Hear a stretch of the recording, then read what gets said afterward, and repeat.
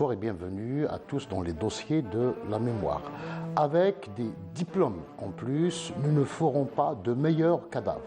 C'est avec cette conviction profonde et sincère que des étudiants et des lycéens algériens décident le 19 mai 1956 de rejoindre massivement les maquis.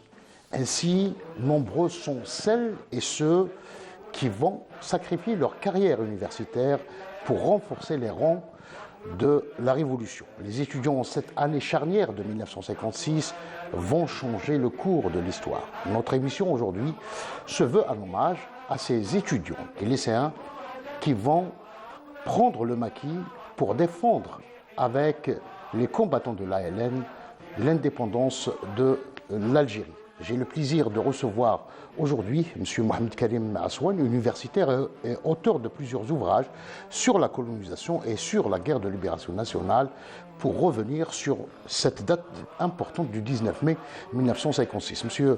Mohamed Karim Aswan, bonsoir et bienvenue dans les dossiers de la mémoire. Merci de votre invitation. Le 19 mai 56. Le 19 mai 56, c'est d'abord les lycéens. On a tendance toujours à les oublier. Oui. Parce que c'était la masse, en fait, la masse scolarisée. Et peut-être qu'on abordera aussi les chiffres de cette fameuse scolarisation des Algériens, appelés jadis des jeunes musulmans. Mais c'est un mouvement de lycéens d'abord.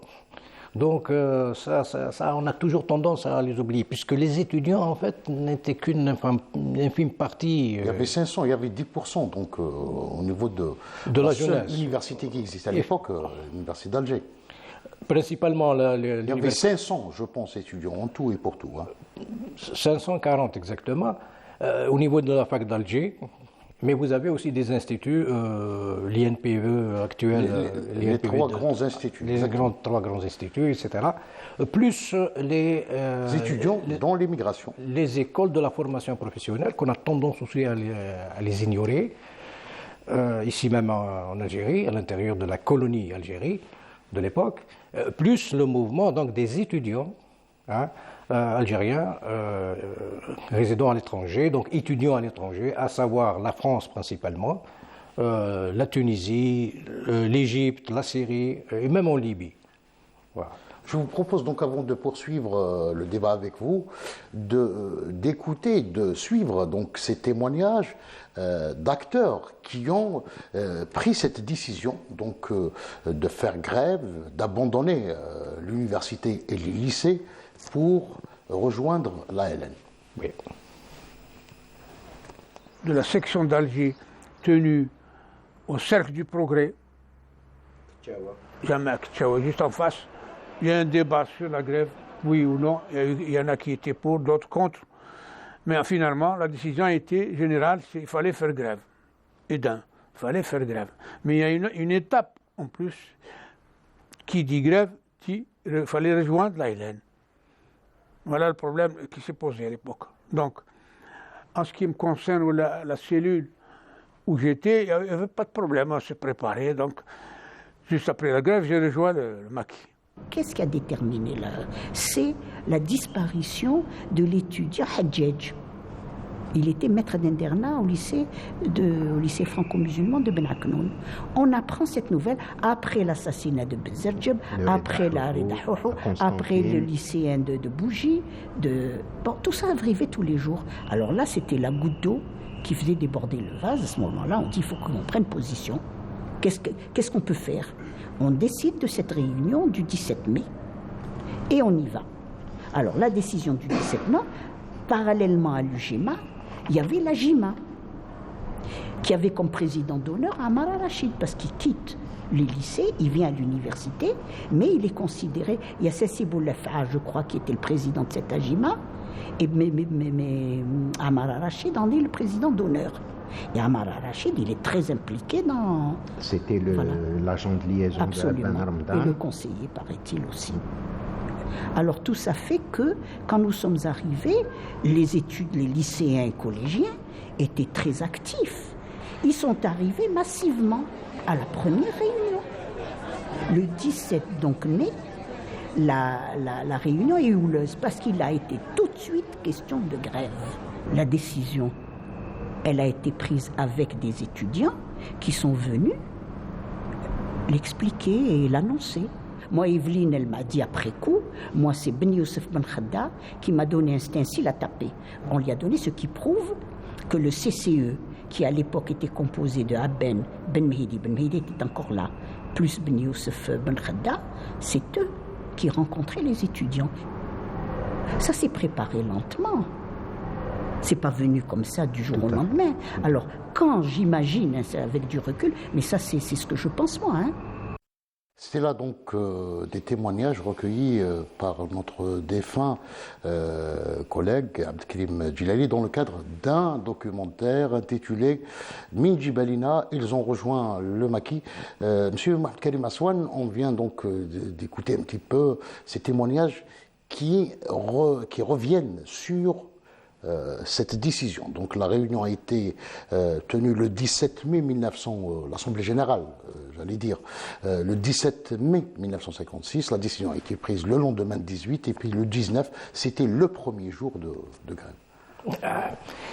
Effectivement, dans les deux témoignages, il y a des institutions qui ont été citées, il y a des structures qui ont été citées. Notamment l'Union générale des étudiants musulmans algériens et l'AGEMA également. L'AGEMA et plus le Cercle du Progrès. Oui.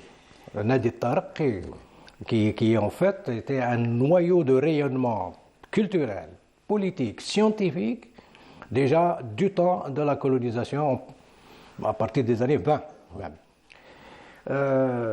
Pour revenir à ces décisions, c'est normal, c'est des structures. C'est des associations à caractère social, d'accord, revendicateurs, ok, mais dont le contenu est politique. Donc, c'est des décisions qui ont été prises structurellement.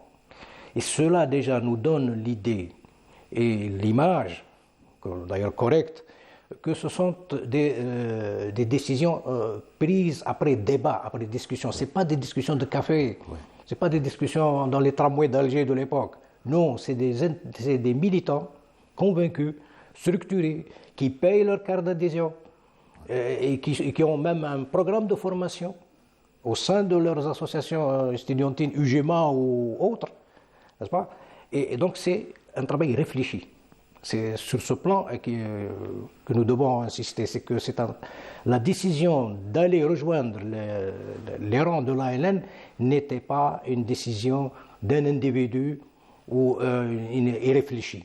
Bien au contraire, ça a été une décision étudiée, et je dirais même presque scientifique. Ouais. Et puis le choix de cette année 1956, une année importante dans l'histoire de la guerre de libération.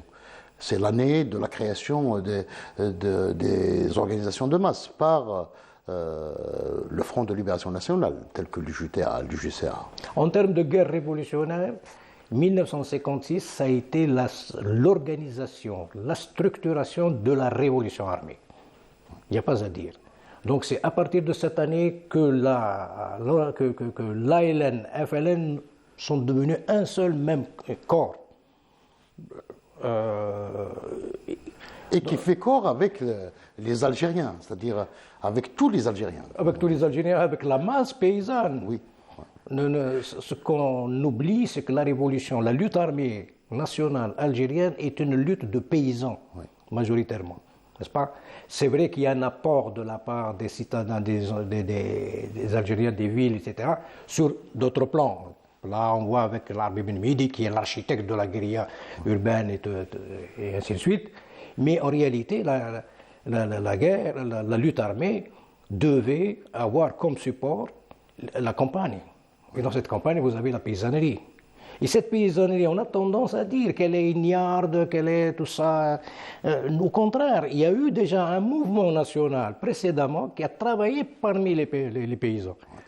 N'est-ce pas? Et là, je pense personnellement à l'UDMA qui est devenu, à une certaine époque, les années 30-40, AML puis UDMA par la suite, un grand parti de la paysannerie. Ce n'est pas la petite bourgeoisie des villes qui n'est-ce pas? Au contraire, donc cette assise à partir de 1956, c'est le déclenchement. C'est vraiment la révolution en termes opérationnels. Comme on dit. Oui, et vous avez le congrès de la Soumam.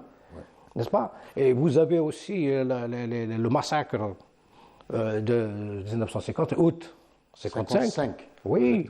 Et c'est en 55 justement qu'on assiste à la création de l'association générale de l'Union générale des étudiants musulmans algériens, n'est-ce pas? Ceci d'un côté. À côté des étudiants, ils étaient toujours en contact, et d'une façon ou d'une autre, avec l'UGTA, la création de l'UGTA, la centrale syndicale militante et révolutionnaire. N'est-ce pas? Et vous avez aussi le syndicat des commerçants, n'est-ce pas, qui a organisé aussi tout ce potentiel matériel et humain de presque toutes les villes, y compris dans les communes mixtes, dites mixtes de l'époque, n'est-ce pas? Donc tout cet effort national, l'étudiant, le lycéen surtout, hein, puisque dans les campagnes il y avait des lycéens, dans les petites villes telles que Sétif, Guelma, Aurélisane, il n'y avait pas d'universitaires, c'était des lycéens. Donc se joignaient à ce type d'organisation. Donc prenez contact avec les cellules de l'UGTA, les cellules des commerçants, etc. Et n'oublions pas que ces lycéens, pour la plupart, leurs pères étaient des commerçants, des petits commerçants. Pas les industriels de la féodalité coloniale, non. Mais c'était en fait des commerçants honnêtes. Ces commerçants, d'abord, qui méritent toute une page d'histoire, c'était des gens très liés à l'association des ulama, liés au mouvement national, UDMA, PPA et autres, n'est-ce pas? Donc, il y avait à l'intérieur de la famille de ces lycéens qui allaient faire devenir les cadres de l'ALN, déjà un sentiment national dans le foyer. D'ailleurs, les lycéens étaient les premières victimes des massacres du mois de mai 1945. Mais la colonisation a toujours visé, depuis 1930, a toujours visé la jeunesse, n'est-ce pas? À défaut de les tuer, de les exterminer, elle les envoyait comme chair à canon. Durant la Première Guerre mondiale, durant la Deuxième Guerre mondiale, et même bien avant. On a aussi tendance à occulter les autres guerres coloniales commises par la France, en colonisant l'Algérie, hein, qui ramenait des bataillons de spahis et de cavaliers dans des guerres que menait la France elle-même à l'étranger. Là, je pense à la guerre du Mexique, 1852, je pense à la guerre de Crimée, je pense à la guerre de l'Indochine, les premières années de colonisation de l'actuel Vietnam, Laos, Cambodge, et ainsi de suite. Donc c'était toujours ces jeunes-là, c'est 14, 16, 18 ans. Est-ce que dans le milieu des lycéens, des étudiants, juste après le déclenchement de la guerre de libération, le 1er novembre 1954, il y avait cette prédisposition donc de mener la lutte avec ces Algériens qui ont décidé d'en finir avec le système colonial? Le CRUA, l'OS, le CRUA et toutes les structures révolutionnaires ou pré-révolutionnaires, disons, avant le 1er novembre, quelques années. Hein. Mais qui c'étaient ces gens-là? C'était des lycéens. Les Boudiaf, les Boulïd, tous les leaders. C'était d'abord des lycéens. Donc déjà, la prémisse, le noyau, n'est-ce pas, organisateur de la révolution algérienne, a été composé de ce corps d'enseignés, n'est-ce pas? C'était des élèves. Quelques-uns étaient universitaires, par la suite, oui. Mais rarement en rejoint au premier jour. Mais c'était après, ils ne prenaient pas au sérieux, il faut dire le jour. Il y avait un petit sentiment de délaissement, de relâchement, etc. Mais les initiateurs des premiers cercles de la révolution, de la lutte armée, ceux qui ont décidé de déclencher, d'en finir, c'était des lycéens, n'est-ce pas?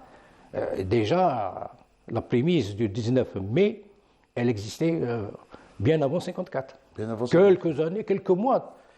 Justement, est-ce que, par exemple, les lycées, c'est-à-dire la création des lycées musulmans, franco-musulmans, ne va pas jouer un rôle important donc à fédérer en quelque sorte les Algériens, les jeunes Algériens, autour de l'idée donc d'une lutte anticolonialiste?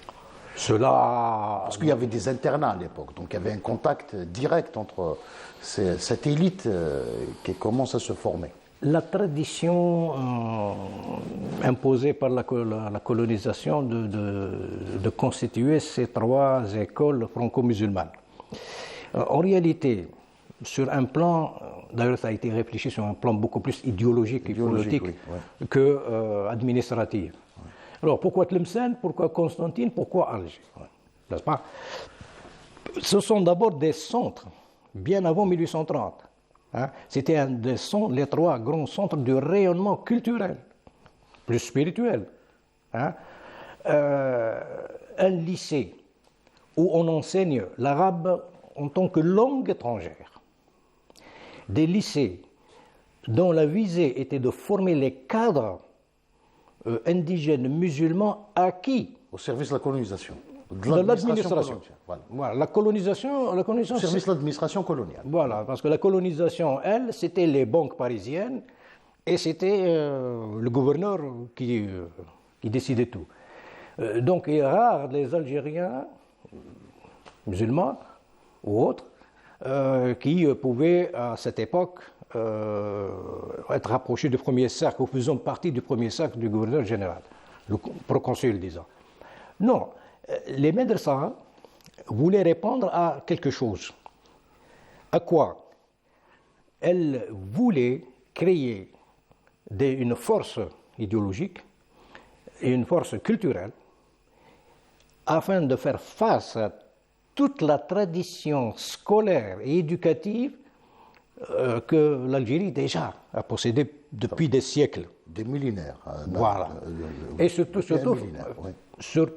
après avoir acquis quelques zaouillettes et quelques confréries collaboratrices, mais la plupart, elle avait du mal à les déraciner. N'oublions pas que Cheikh El-Haddad, c'est une école. Oui.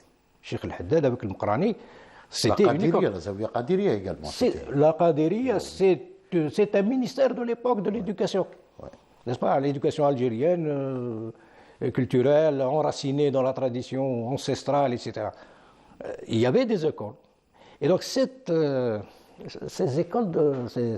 3 écoles, ces médersa, d'où le nom péjoratif, médersa comme si c'était en fait des médersa algériennes, arabes. Non.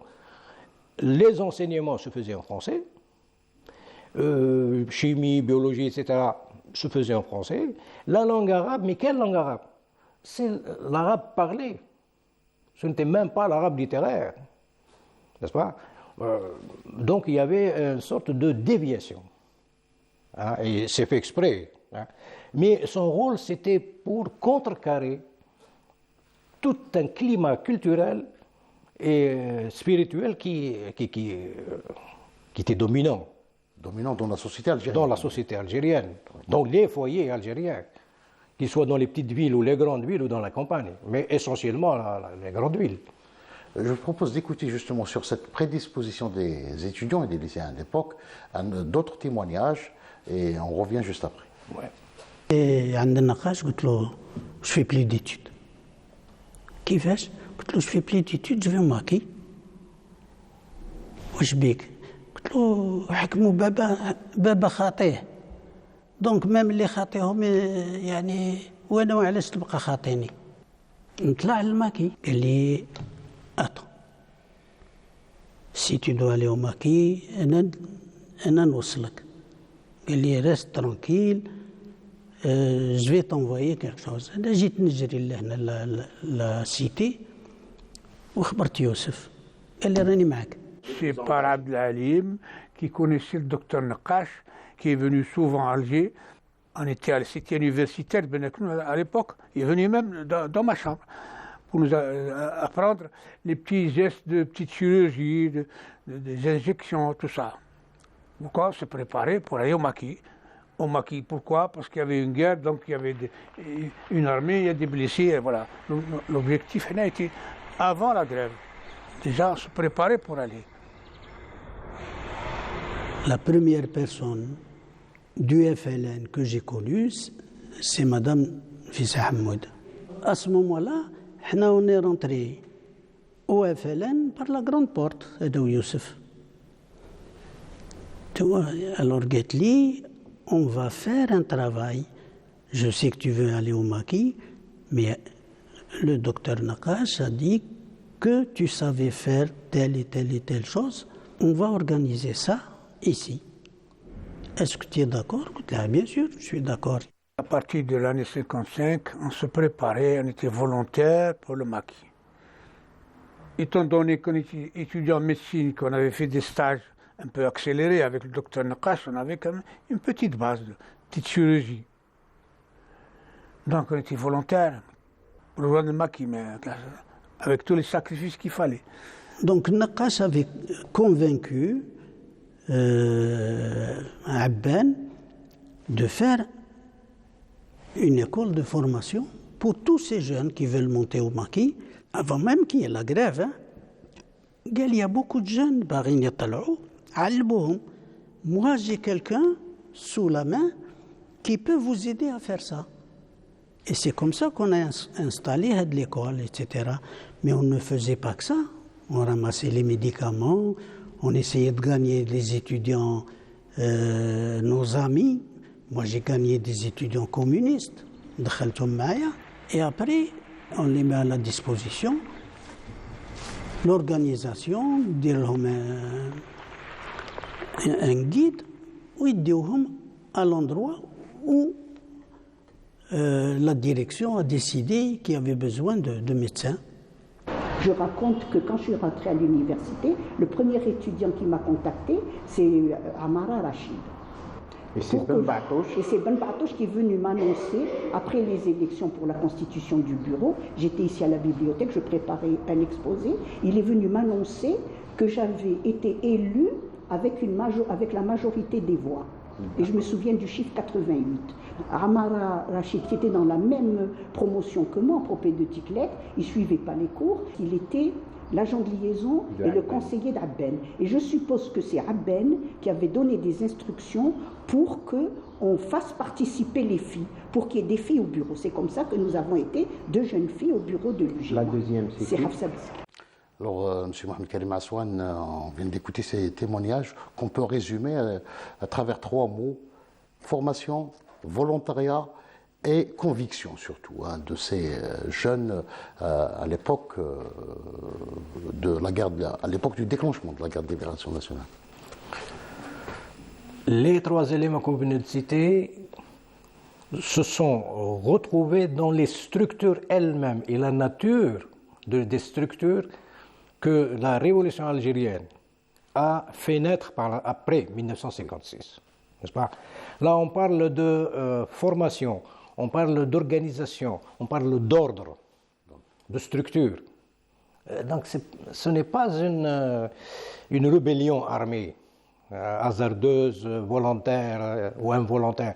Et donc, il y avait et même après 1956, après que cette masse a intégré donc l'ALN et d'autres structures, n'est-ce pas, de la révolution algérienne, il y a eu la création de nouvelles écoles de guérilla adaptées au contexte. Notamment l'école créée par Abdelhafiz Boussouf, juste après 1956. Et même à Ghardima, où il y avait toute une structure de formation hospitalière et autres. Où Frantz Fanon lui-même avait donc fait plusieurs séminaires, donné des séminaires donc, au service des cadres, notamment des cadres de l'ALN. Bien entendu. Et là, on ne cesse de le dire aussi, que Frantz Fanon avait visité les écoles de formation du ministère de liaison, disons de l'ALN tout court, hein, à l'ouest, et celle de Ghardima sous les recommandations de Abdelhafiz Boussouf, n'est-ce pas, et d'autres. Donc une fois au maquis, ils étaient également pris en charge, c'est-à-dire, et puis on a essayé de pourvoyer, on a essayé donc de prendre en charge un certain nombre de problèmes au sein de certaines wilayas pour mettre en place des structures de santé, notamment au service de l'ALN. De santé, et juste après la création de la ligne de la mort, l'île Maurice et Chal, n'oublions pas qu'il y avait des populations algériennes qui se sont déplacées, surtout du côté de la frontière tunisienne. Ouais. Et il y avait des écoles. Il y avait des écoles d'alphabétisation, d'enseignement, et c'était tenu par ces lycéens, justement, qui sont montés au Djebel, comme on dit, hein, en 1956. Donc il y avait toute une structure d'enseignement, d'éducation en pleine guerre. Comme il y avait des balles, il y avait aussi de la craie et des crayons. Alors, l'engagement de ces étudiants en 1956, est-ce que pour vous ne trouve pas son explication au sein de l'évolution, au sein de l'histoire du mouvement étudiant en Algérie, que vous situez au début, je pense, au début du XXe siècle. C'est toujours ma conviction, comme je l'ai dit dans cette émission auparavant. La révolution n'est pas un météorite qui est passé comme ça par hasard, et même les météorites ne passent pas par hasard d'ailleurs. Ouais. Non, la révolution, la lutte armée, réfléchie, organisée, structurée, est un résultat de tout un sacrifice, mais vraiment un sacrifice multidimensionnel, depuis la colonisation jusqu'à 1954. Le mouvement étudiant, le mouvement lycéen et étudiant, الحركات المادية والطلابية, qu'il faut toujours associer à sa genèse, à ses racines, bien avant, disons vers la fin même du 19e siècle. Pourquoi ? Parce que 1881, 1882, il y avait la loi Jules Ferry, donc l'éducation pour tout le monde, etc. Mais ce n'était pas le cas chez nous. Parce qu'il y avait également donc le dispositif de l'indigénat, le code de l'indigénat qui a été... Le code de l'indigénat et surtout la naturalisation. Oui. La naturalisation qui a fait un massacre. D'où par exemple quelques étudiants qui ont brillé et qui ont arrivé à un niveau de formation universitaire, quelques-uns, une dizaine, commençant par bien avant 1912, moi je parle de 1909, la création. En fait, ce n'était pas une création, c'était une unification de plusieurs écoles de formation coloniale en une seule école dite la fac centrale. Voilà, donc ils ont tout rassemblé afin de contrôler plus sur le plan politique et idéologique. Donc il y avait quelques Algériens, et même ces Algériens-là, une fois acquis la formation à Alger, et à Paris, dans des spécialités, à Montpellier, à Lyon, etc. Médecine, pharmacie.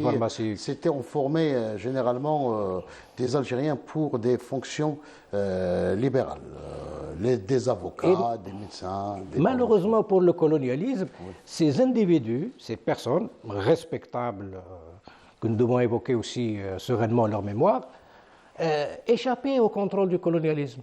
Elles adhéraient dans des mouvements. Elle côtoyait des idées, telles que les idées donc, des jeunes Algériens. Ouais. Les jeunes Algériens, disons, c'est la première organisation de jeunesse, presque c'est l'ancêtre de l'UGMA plus tard. D'ailleurs, en 1915, moi j'ai été surpris de découvrir qu'il y avait une déclaration faite à Genève par des étudiants tunisiens et des Algériens en faveur, tenez-vous bien, de l'indépendance de l'Algérie. C'est-à-dire, on est en 1916. C'est-à-dire, le mot, il a été prononcé clairement. Clairement, en pleine Première Guerre mondiale. Oui, en pleine période. Voilà. Et prononcé clairement en plein génocide. Il faut voir combien d'Algériens et de Tunisiens, et Maghrébins, et de Nord-Africains généralement, Libyens, ont été mobilisés pour être assassinés, tout simplement, pour être exterminés, n'est-ce pas? Donc, automatiquement, ces jeunes, c'était des jeunes, c'était des jeunes, donc installés à Genève, en Allemagne aussi, dans des centres de formation en France, durant la colonisation, automatiquement, ils devaient se poser des questions. Et leur réflexion ne va pas rester uniquement à des revendications culturelles ou individuelles. Bien au contraire, il y a une prise, il y a un choc. Il y a un choc dans la mémoire politique algérienne et maghrébine de façon générale. Donc automatiquement, on doit passer à autre chose. Alors l'idée de l'indépendance en 1916, déjà bien avant la révolution bolchevique. Oui, bien avant. Exactement. Bien avant. Donc, et le colonialisme était déjà presque en déconfiture. Du moins une forme du capitalisme militarisé a présenté sa déconfiture. Et donc là, il y avait d'autres interrogations, d'autres discours nationalistes, patriotiques, syndicalistes. À cette époque, l'Algérie, par exemple, du moins les étudiants qui étaient en formation, côtoyaient ce qui était à l'époque un mouvement révolutionnaire qui ne sera plus par la suite, c'est les anarchistes. N'est-ce pas, les anarchistes révolutionnaires qui étaient un mouvement quand même assez important en France et en Europe. Et donc automatiquement, il y avait des jeunes qui ont adhéré, qui ont sympathisé. Et c'est aussi ces lycéens en formation en France, n'est-ce pas, qui ont commencé aussi à donner les prémices et le premier cercle des journalistes algériens. Donc ils intervenaient dans la presse là où il était possible de s'exprimer, etc. Et puis en 1919, nous assistons donc à ce désir de se distinguer plutôt de la communauté estudiantine européenne avec la naissance de l'amicale des étudiants maghrébins, ou bien l'AEMAN, donc l'amicale des étudiants. L'AEMNA. Voilà, l'association des étudiants musulmans nord-africaine. Oui, les premiers cercles, c'était d'abord dans la jeune Algérie. Oui. Jeunes Algériens, Jazair peut-être, comme on dit en arabe, c'était des élèves, c'était des lycéens. C'était des gens formés. Mais il ne faudrait pas oublier aussi l'apport des Algériens qui étaient dans la colonie algérienne. Ouais. C'est-à-dire dans les villes comme Bonn, Annaba, et Constantine, et Tlemcen, et Oran un petit peu, mais disons à Sidi Bel Abbas, à Alger, à Blida. Il y avait aussi des journaux. Il y avait des journaux de 1910-1912, animés par des Algériens. Et ces Algériens, qui étaient de formation lycéenne et académique quelque part, c'était des gens qui étaient adhérents de ce qui allait devenir par la suite les thèses nationalistes et patriotiques de l'Émir Khaled. Ouais. Bien. Et c'est plutôt, je dirais, que c'est l'Émir Khaled qui a regagné en fait les jeunes Algériens et non pas le contraire. Voilà.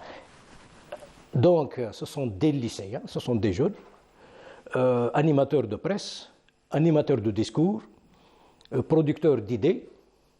Hein, et l'indépendance, elle existait déjà.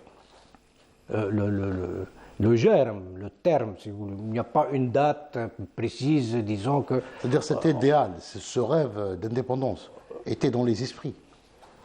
Le fait de revendiquer les droits civiques, ce que la presse coloniale disait, les droits civiques, en fait c'est des droits démocratiques. Oui. C'est déjà revendiquer sa propre identité. C'est déjà rejeter l'autre. C'est déjà faire un tracé. Une ligne entre moi et toi, colonialiste qui est étranger, etc. Ouais. Donc c'est à partir de là. L'idée d'indépendance, ce qui est extraordinaire chez ces lycéens, qu'ils soient des anciens de la médersa franco-musulmane ou de l'école tout simplement coloniale pour ceux qui avaient la chance d'avoir, ou ceux des zawiyas et des écoles coraniques. Hein? N'oublions pas aussi que les écoles coraniques ont joué sans zawiya, sans appartenance, ont joué un rôle énorme. Le fait de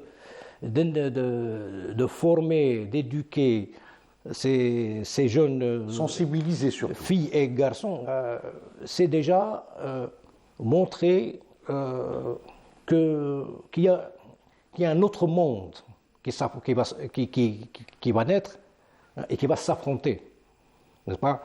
Donc c'est l'éveil, tout simplement. C'est l'éveil. Donc automatiquement, les années, pour arriver à 19, entre 1912 et 1919, il y a eu tout un effort, il y a eu tout un parcours de gens, de personnes, de noms, d'illustres, hein, des linguistes, des grammairiens, des médecins, des avocats. Il y avait des figures qui ont porté ce combat pendant cette période, M. Aswan. Tous ceux qui tournaient autour de l'Amir Khaled.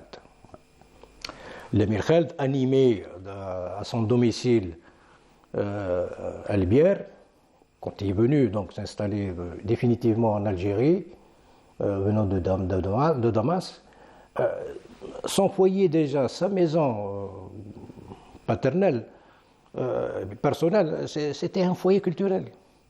Et ceux qui étaient autour, c'était des étudiants. Donc c'est des étudiants de Médersa, c'est des étudiants de fac, qui faisaient surtout droit.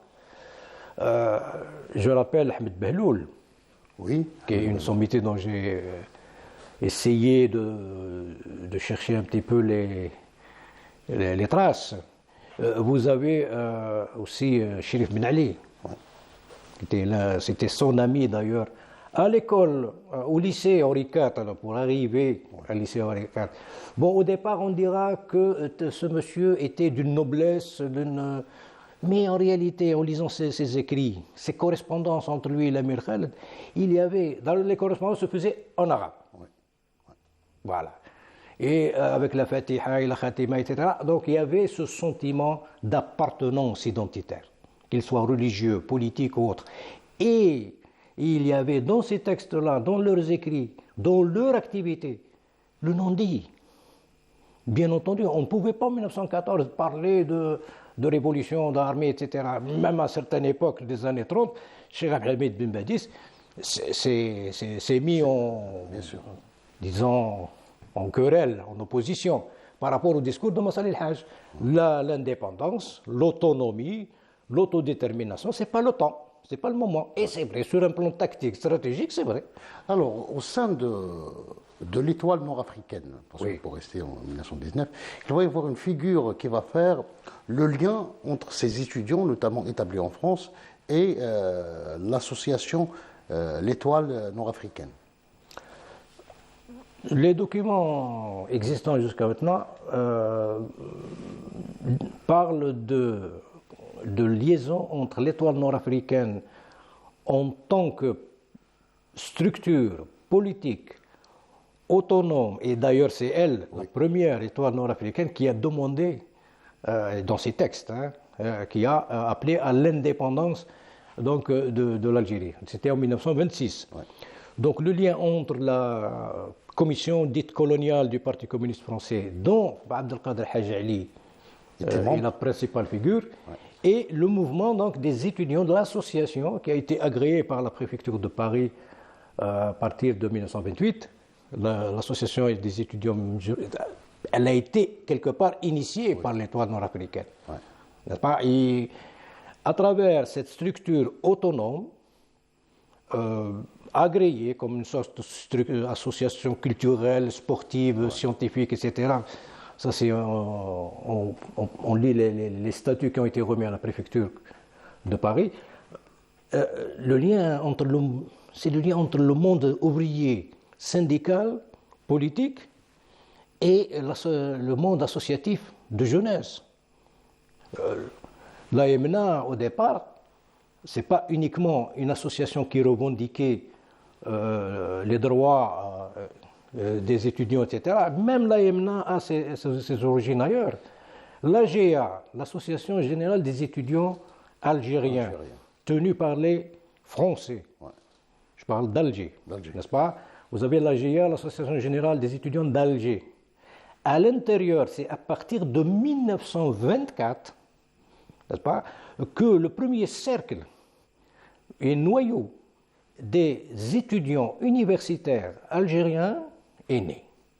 En tant que quoi? En tant que membre de l'AGA, mais une sorte d'amicale des musulmans étudiants algériens. Donc, il était difficile pour la colonisation, une structure autonome ou presque indépendante soit-elle, de donner un petit peu de liberté à ces Algériens, à ces musulmans, d'agir comme ils l'entendaient. Donc il fallait contrôler quelque part. Mais malgré ça, il y avait dans cette structure des étudiants en médecine, en pharmacie surtout, dont Farhat Abbas est l'un d'eux, qui avaient en fait d'autres visées. Ils étaient en pleine conscience que oui, on est dans l'association, mais on va aller plus loin quand même.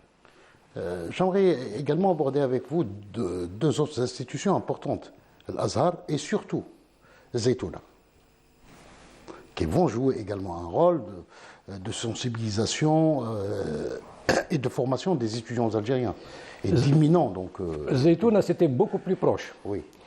Et même quand les Algériens quand l'administration coloniale voulait éloigner, exiler les Algériens perturbateurs, hein, elle les envoyait en territoire tunisien, soi-disant sous la double surveillance du protectorat colonial français et de la police du Bey de Tunis. Parmi eux, Tawfiq el-Madani.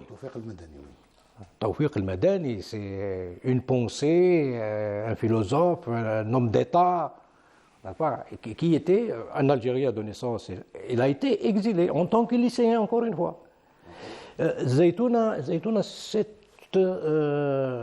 pour les Algériens, c'était une véritable académie de formation politique. Oui. Ce n'est pas uniquement une école, une mosquée avec une école coranique, ce n'est pas du tout. Zaytouna, c'était tout un mouvement, et le mouvement étudiant tunisien, à cette époque, au malheur de la colonisation en Algérie, le mouvement étudiantin en Tunisie était dans son apogée. Les années 20, les années 30, d'ailleurs l'AMNA, l'association maghrébine nord-africaine, les deux premiers secrétaires généraux, les deux mêmes présidents d'honneur, c'était des Tunisiens, n'est-ce pas? Khalfallah et un autre. Et donc automatiquement, Zaytouna, c'était presque le noyau, disons, la Mecque des révolutionnaires, des jeunes révolutionnaires et révoltés. Algériens de l'époque. Oui, de manière générale, il y avait aussi les Libyens qu'on a tendance à oublier dans l'histoire. Pourquoi? Parce que toute la documentation, toutes les archives sont tracées par l'administration et contrôlées par... N'oublions pas que les Libyens, les Tripolitains, Trabelsiyin surtout, n'est-ce pas, avaient des traditions aussi culturelles et ont beaucoup contribué, surtout vers le sud de l'Algérie, côté de Ouergla, Ouadsouf, etc. Ils étaient très liés. Donc il y avait un échange entre lycéens, encore une fois. Alors il y a un autre aspect, c'est l'activité de ces étudiants durant donc pratiquement demi-siècle jusqu'à cette date du 19 mai 1956 a été marquée par leur collaboration donc au niveau de la presse, comme vous l'avez souligné, mais il y avait des publications de brochures clandestines souvent. Il faut commencer d'abord par la publication de l'Amir Khaled sur l'éducation. Il a deux publications en français qu'il les a rédigées lui-même et qui ont été publiées, parues dans une revue engagée à l'époque et censurée tout de suite, les années 20. Il a écrit sur l'enseignement, l'état des enseignements et l'éducation en Algérie. Donc, quelque part, vous avez cette dimension de l'Amir Khaled, non pas nationaliste patriotique, mais c'est l'éducateur aussi, n'est-ce pas? Alors, tout ce qui a été publié, beaucoup d'archives ont disparu. Quelques-uns apparaissent comme ci, comme ça. Reda Houhou déjà. Ouais. Reda Houhou, nous l'évoquons toujours durant la guerre de libération. Ouais. Mais Reda Houhou était déjà un directeur de presse durant les années 30. Il avait déjà un journal, Chou'la. Effectivement. Rida Houhou, qui avait aussi une conception politique. Ce n'est pas uniquement un réformiste. D'ailleurs, c'est un terme que personnellement, je demande à ce qu'il soit revu et réactualisé. Tous ces écrits en arabe, toute la presse arabophone qui a été censurée, en plus de celle donc, des Jama'at al-Ulama, des ulama, il y avait d'autres initiatives. Tout à l'heure, on entendait le cercle du progrès, Nadi Taraqi. L'Amoudi, c'était le francophone, entre guillemets, des ulama. Et c'était le francophone, toujours entre guillemets, presque du mouvement national, de la pensée nationaliste et patriotique. Le cercle, il a formé. Le cercle est formé sur le plan sportif, il est formé sur le plan culturel, éducatif, mais il est formé aussi dans les rencontres politiques. Quand le Parti communiste algérien, les années 36 et 37, était révoqué, on lui interdisait des salles de cinéma, eh ben, le cercle de progrès était toujours ouvert. Le cercle du progrès qui allait devenir ce front patriotique, qui est le Congrès musulman. Voilà, c'est le premier noyau patriotique et démocratique, un front de lutte. Et qu'est-ce qu'il discutait à l'intérieur? Il discutait de l'autodétermination. Comment aller vers l'avant? Comment aiguiser les revendications? Qu'écrire? Le docteur Lamoud a été aussi animateur de la revue La Défense. La Défense, oui. Il n'y a qu'à lire les articles. Ils sont d'une virulence, d'une clarté politique incroyable. J'aimerais qu'on termine cette émission en évoquant la situation de l'enseignement tout au long de la colonisation. Mustafa Al-Sherf avance un chiffre juste après l'indépendance, disant que à l'indépendance, 85% des Algériens étaient analphabètes. Et nous avons notre chiffre. 1830, Hamdan Khouja dans le Miroir disait que en 1830, 85% des Algériens savaient lire et écrire et compter. Donc, à tel point qu'une armée de brigands, d'analphabètes, venait occuper, donc un territoire occupé par une population pratiquement à 85% instruite, où il y avait une centaine de médersas. Ceci d'un côté. De l'autre, pour appuyer le chiffre de l'Achraf, qui est le chiffre du mouvement national en réalité, n'est-ce pas? Dans toutes ces, à la veille de l'indépendance, il y avait 750 000 analphabètes. Hein? Aujourd'hui, moi j'aime bien lier avec le présent, aujourd'hui, d'après l'ONS, officiellement, nous avons 5% d'analphabètes. Alors comment avons-nous réussi à arriver à ce chiffre? C'est grâce à ce mouvement estudiantin universitaire depuis 1832, depuis 1837. Et là, je parle à Ismaël Bouderba, qui est un des premiers élèves de cette école française, qui est devenu, bon, bien entendu, interprète de l'armée, mais interprète de l'armée en lui imposant la nationalité française. Je parle aussi à Mohamed Brahal, n'est-ce pas? Toutes ces autorités culturelles que nous avons tendance à évacuer ou à régionaliser. C'est grâce à eux que nous sommes arrivés aujourd'hui avec 5% et en plus. On ne devrait pas avoir les 5%, moi je le dis.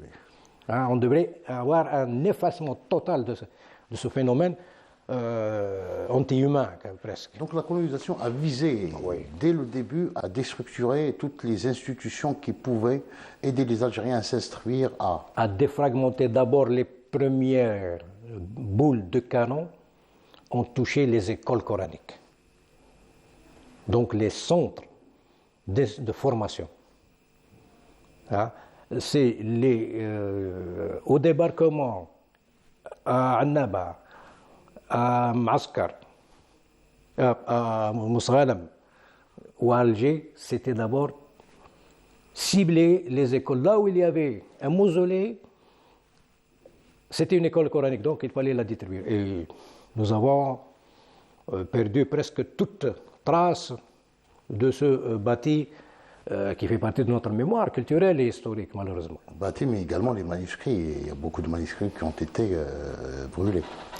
Les manuscrits, moi je pense que beaucoup de manuscrits ont été spoliés. Ils sont quelque part. Oui. Ils sont quelque part. Alors, en ce 19 mai 2023. Quelle est la lecture que vous faites donc de cet élan de solidarité, d'engagement lancé par les étudiants en 1956? Ce sera la dernière question. Il a été lancé par des gens d'abord qui n'étaient pas égoïstes, qui n'étaient pas nihilistes. Des gens qui étaient éveillés, qui étaient en pleine conscience que le devenir, c'est la jeunesse et pas autre chose. Et que le progrès ne passe pas par les économies fortes ou par les autres, n'est-ce pas, ou par les armes, ou par l'argent, par la richesse du pays, mais c'est la richesse des esprits, la formation de la jeunesse, la formation de nouveaux cadres. C'est ça la grande leçon que nous retirons aujourd'hui, du moins ce que moi je pense. Le 19 mai 56 interpelle un 19 mai, je ne sais pas, 2300, 2500 d'ici une centaine d'années. Donc, il interpelle à ce que nous révisions notre regard sur le devenir de cette nation. N'est-ce pas? Et inscrivons le terme progrès dans chaque pas. Et c'est ainsi que nous pouvons,